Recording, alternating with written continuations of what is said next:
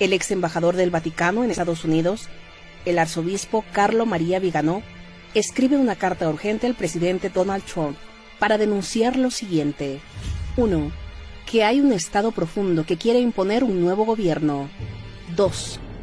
Que el coronavirus y las protestas por la muerte de George Floyd son parte de un plan de ingeniería social. Hay personas que han decidido el destino de la humanidad, arrogándose el derecho de actuar contra la voluntad de los ciudadanos y sus representantes en los gobiernos de las naciones. Arzobispo Carlo María Viganò, ex embajador del Vaticano en Estados Unidos. 3. Y que los disturbios en todo el mundo son para generar perturbación y vandalismo, un caos que disuelva el orden social, para crear un nuevo orden mundial sin libertad y sin religión. Este arzobispo es quien pidió la renuncia del Papa Francisco por ocultar una red de pedofilia y abuso sexual. Sorprendente que un alto diplomático, ex embajador en Estados Unidos de la Santa Sede, le envíe una carta urgente a Donald Trump para alertarlo que sí hay un Estado profundo que quiere imponer un nuevo orden mundial sin libertades, que quiere derrocarlo, y que las protestas de George Floyd y el coronavirus son un plan de ingeniería social. Es sorprendente que un diplomático haga estas aseveraciones, y más aún que el Papa Francisco guarde silencio o no lo desmienta. Y la pregunta también va para ti, Iñaki, pero primero Jorge, por favor. Bueno, es que en realidad, para ser franco, a un servidor no le sorprende lo que ha dicho el arzobispo Viganò. Un servidor le ha dado seguimiento a la infiltración masónica dentro de la Iglesia Católica. De hecho, altos jerarcas masónicos han confirmado que pontífices como Juan XXIII y Pablo VI militaron en la logia. La infiltración masónica fue denunciada desde el último cuarto de siglo en el Vaticano, desde el Vaticano, el último cuarto de siglo del siglo XIX.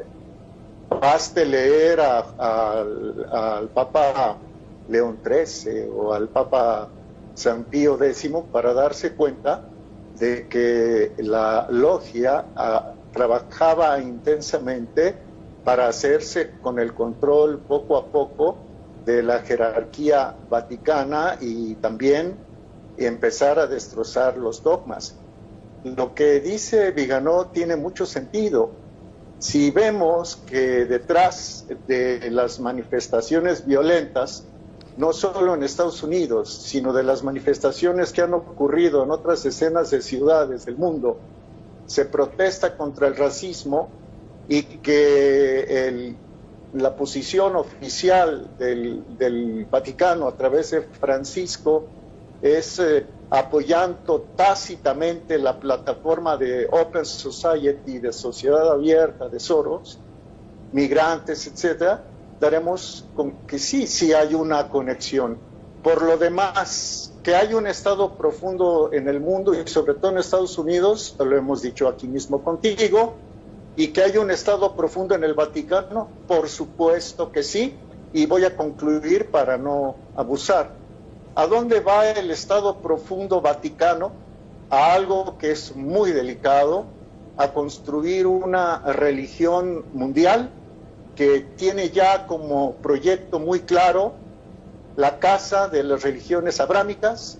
Se pretende construir en un predio muy grande, en el mismo predio, una sinagoga, una mezquita y una iglesia, entre comillas, católica. O sea, el Vaticano, la cúpula vaticana está trabajando para eso. Gracias. Iñaki, nos queda un minutito rápido. ¿Qué opinas de esta carta del arzobispo Viganò que acusa a los medios de comunicación de cómplices en el coronavirus y en las protestas que vive Estados Unidos y que se extienden por Europa? El mismo arzobispo que acusó al Papa Francisco de ser cómplice de redes de pederastia, pedofilia y abuso sexual internacional, y que dice que el coronavirus y las protestas son algo de ingeniería social ya planeado. Por favor.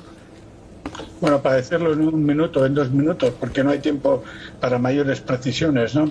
Yo creo que refleja la situación de estallido interno dentro del Vaticano entre varias corrientes muy poderosas, sobre todo un estallido interno ante dos problemas. Uno, el retroceso del catolicismo en las sociedades, digamos, de economía desarrollada en Europa, en Estados Unidos, por un montón de factores, corrupción, etcétera, etcétera, y por el ascenso y por el avance de otros grupos cristianos, evangelistas, neopentecostales, etcétera, que le están haciendo en Estados Unidos, en América Latina, en Europa y cada vez más en África, le están haciendo una presión muy fuerte, ¿no?